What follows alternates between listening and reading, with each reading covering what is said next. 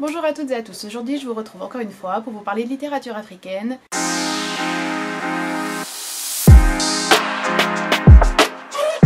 Alors aujourd'hui on va partir en Afrique du Sud. Alors pour l'Afrique du Sud, j'aurais pu vous parler de Coetzee avec son roman Disgrace, roman que j'ai lu et que je vous recommande, qu'il est important de lire à mon sens.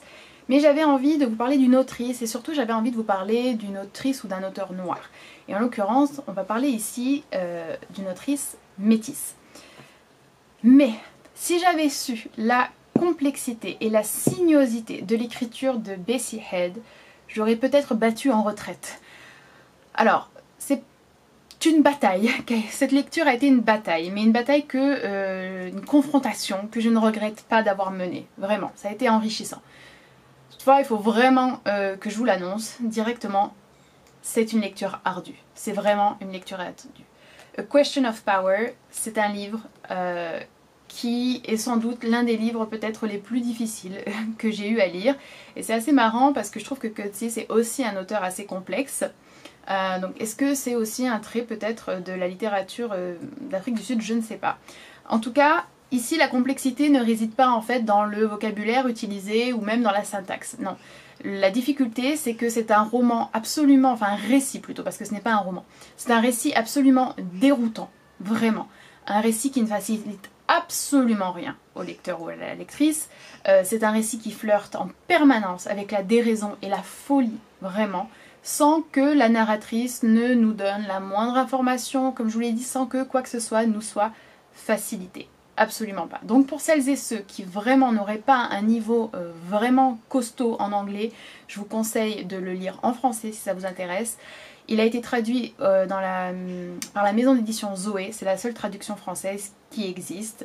Et d'ailleurs c'est une maison d'édition suisse, il me semble. Alors, A Question of Power, c'est un récit autobiographique qui a été écrit par Bessie Head. Bessie Head, c'est une autrice d'Afrique du Sud qui est née en fait dans des circonstances très particulières. Elle est née d'un couple mixte, c'est-à-dire que sa mère était blanche et son père était noir et il travaillait en fait, je crois que c'était un garçon d'écurie, il me semble, pour la famille de sa mère. Voilà.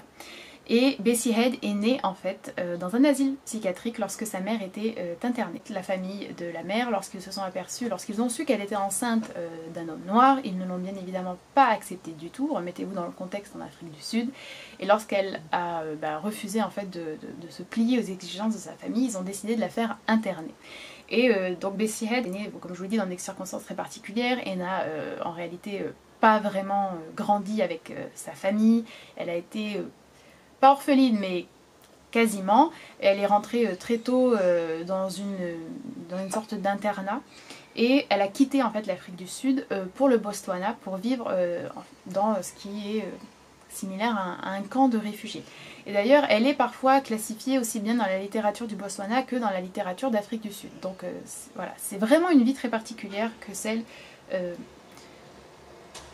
de Bessie Head, vraiment. Et comme une forme d'héritage un petit peu terrible, Bessie Head, lorsqu'elle est allée au Botswana et qu'elle a commencé à enseigner, parce qu'elle était prof, elle était vraiment hantée en fait par l'ombre de la folie. Et c'est là qu'elle a commencé à écrire et c'est ce qui nous est relaté dans ce récit autobiographique, comme je le répète, très très complexe.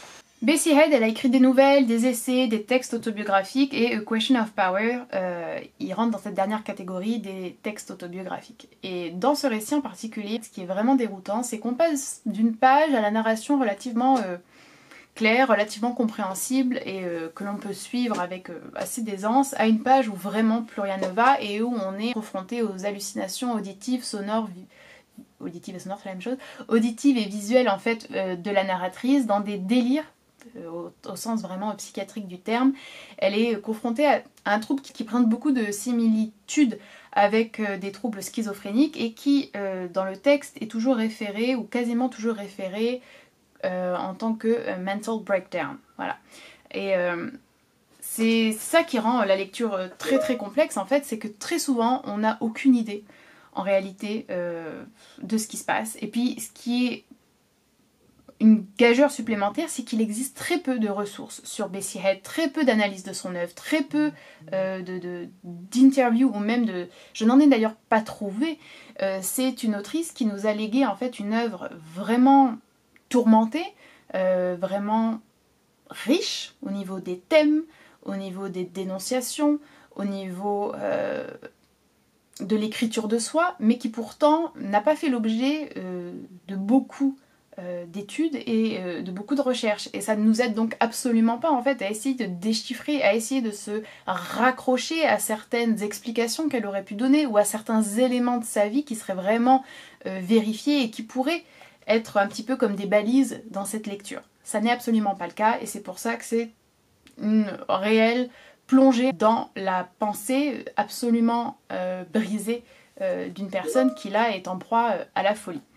Alors, lorsque la narratrice, en tout cas dans ce récit, est au Botswana et qu'elle enseigne, elle est également mère, elle a un petit garçon qui a moins de 10 ans, il me semble, et elle est dans l'incapacité en fait de vraiment bien s'en occuper en raison de ses troubles psychiatriques.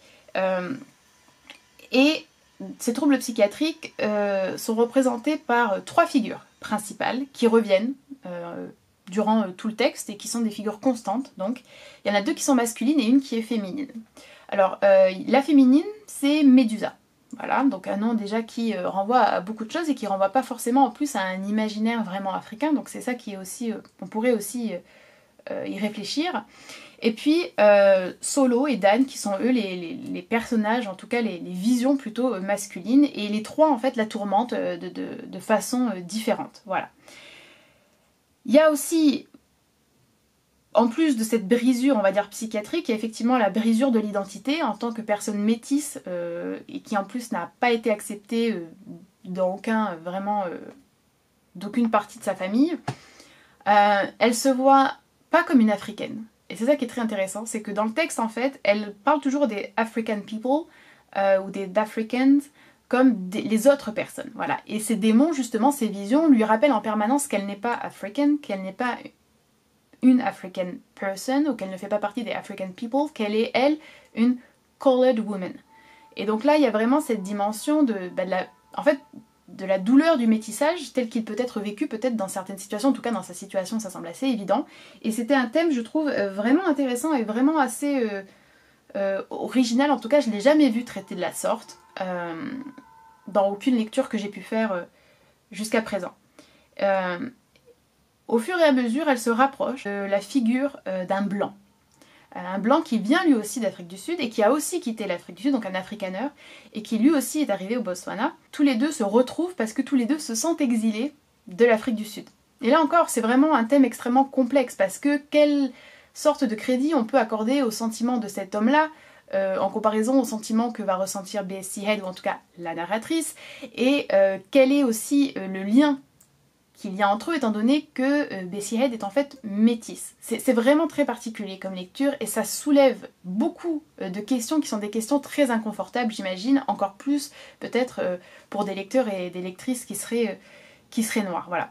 Alors j'aimerais vraiment quand même insister sur le fait que ce roman, il décrit pas du tout la folie comme pourrait le faire, ou en tout cas décrit pas la folie, il ne donne pas à lire, on va dire, la folie comme peuvent le faire certains auteurs. Je sais pas, je pense par exemple à Dostoïevski, je pense peut-être à Kafka, je pense même à Hermann Hesse qui, voilà, dans Le Loup des Steppes donne aussi à voir un personnage totalement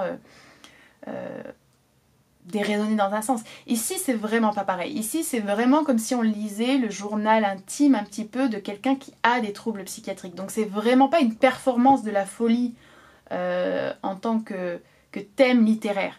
Et c'est donc vraiment une toute autre lecture. Donc je tiens quand même à le préciser parce que c'est pas parce que vous auriez apprécié des œuvres telles que celles dont je viens de parler que vous apprécierez forcément celle-ci.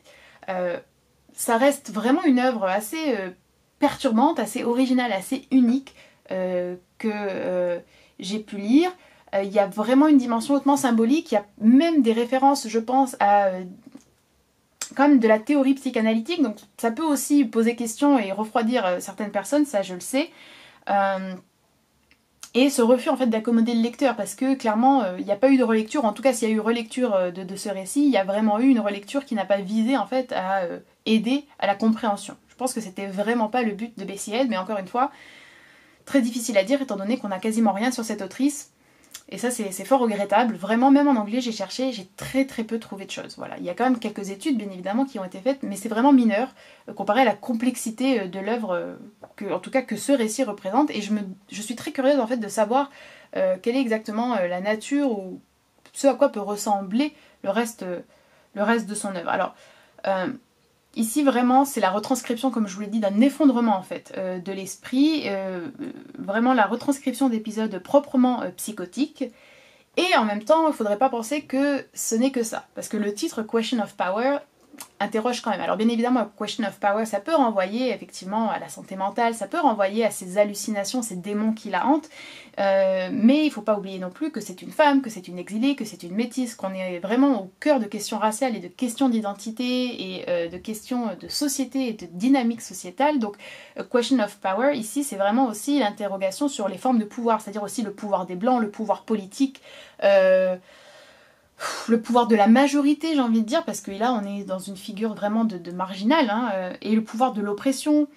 Je trouve qu'il y a aussi la question du pouvoir masculin, réellement, qui est très présente là-dedans, même si c'est également fait de façon très implicite.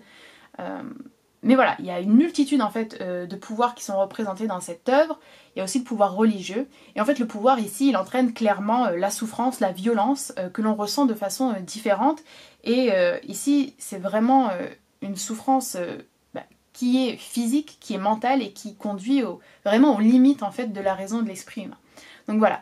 Je pense que j'ai assez parlé de cette œuvre. Comme vous voyez, il est à la fois très difficile d'en parler et à la fois on ne peut pas s'arrêter parce que c'est vraiment une lecture qui donne envie de réfléchir et qui amène à des questionnements intenses et des questionnements qui malheureusement restent vraiment sans réponse.